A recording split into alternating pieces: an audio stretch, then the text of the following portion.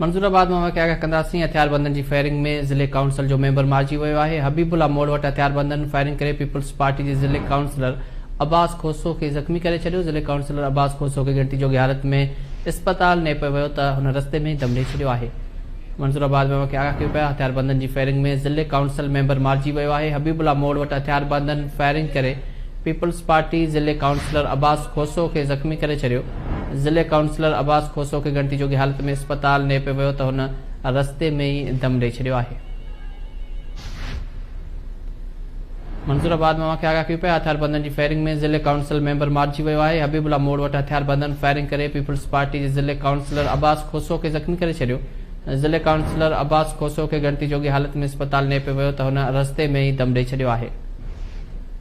मंसूराबाद में हथियारबंदनि फायरिंग करे ज़िले काउंसिल मेंबर खे क़त्ल करे छॾियो आहे। हबीबुल्ला मोड़ वटि हथियारबंदनि फायरिंग करे पीपल्स पार्टी जे ज़िले काउंसिलर अब्बास खोसो खे ज़ख़्मी करे छॾियो। ज़िले काउंसिलर अब्बास खोसो खे गिणती जोगी हालत में अस्पताल नियो पियो वियो त हुन रस्ते में ई दम ॾेई छॾियो आहे।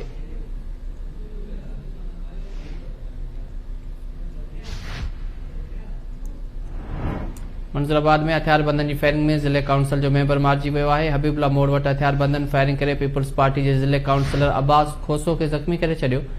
ज़िले काउंसिलर अब्बास खोसो खे गिणती जोगी हालत में अस्पताल ने पियो वियो त हुन रस्ते में ई दम ॾेई छॾियो आहे। जॾहिं त जवाबदार फरार थी विया आहिनि। वाक़िआ कयो पिया। मंसूराबाद में हथियारबंदनि जी फायरिंग में ज़िले काउंसिल मेंबर मारिजी वियो आहे।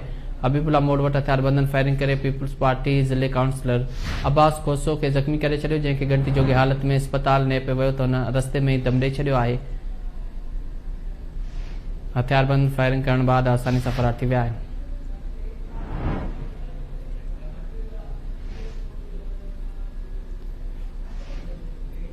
मंसूराबाद में हथियारबंदनि जी फायरिंग में ज़िले काउंसिल मेंबर मारिजी वियो आहे। हबीबुल्ला मोड़ वटि हथियारबंदनि फायरिंग करे पीपल्स पार्टी ज़िले काउंसिलर अब्बास खोसो खे ज़ख़्मी करे छॾियो। जंहिंखे गिणती जोगी हालत में अस्पताल ने पियो वियो त हुन रस्ते में ई दम ॾेई छॾियो आहे। तफ़सील मालूम कंदासीं। अबूबकर खोसो असां सां गॾु टेलीफोन लाइन ते मौजूदु आहे। जी अबूबकर, छा तफ़सील आहिनि?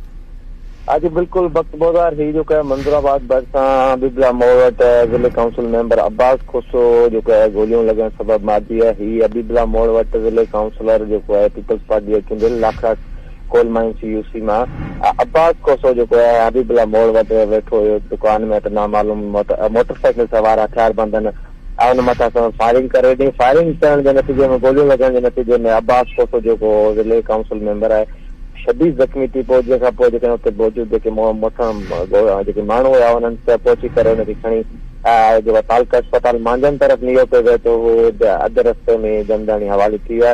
ही चवंदे त अहिड़ो वाक़ियो पेश अचण खां पोइ खानोर पुलिस एसएचओ मुनीर हकड़े जो चवणु आहे त ही वाक़ियो पेश अचण खां पोइ जांच करे ऐं जेके बि कातिल हूंदा उन्हनि खे फौरी तौर गिरफ़्तार कंदासीं। जॾहिं त अब्बास खोसो मारिजी वञण खां पोइ इलाइक़े में सख़्तु ॾहकाव ऐं ख़ौफ़ ऐं ॾुख जी लहर छाइजी वई आहे। जॾहिं त अब्बास खोसो जो जेको मारिजी वञण खां पोइ हिनजे वारसनि जो अहिड़ो मौक़िफ़ साम्हूं न अची आहे। जॾहिं त हिते गोलियूं लॻण सबबु जेको अब्बास खोसो शदीद कयो हथियारबंद जेके मोटरसाइकिल सवार हुया हुते मौजूदु ॻोठाणनि जो चवणु आहे त उन्हनि हथियारबंदनि जो घेराव पिणु कयो हो त उन्हनि चयो त परे थियो असांजो पंहिंजो ज़ाती को मसइलो आहे।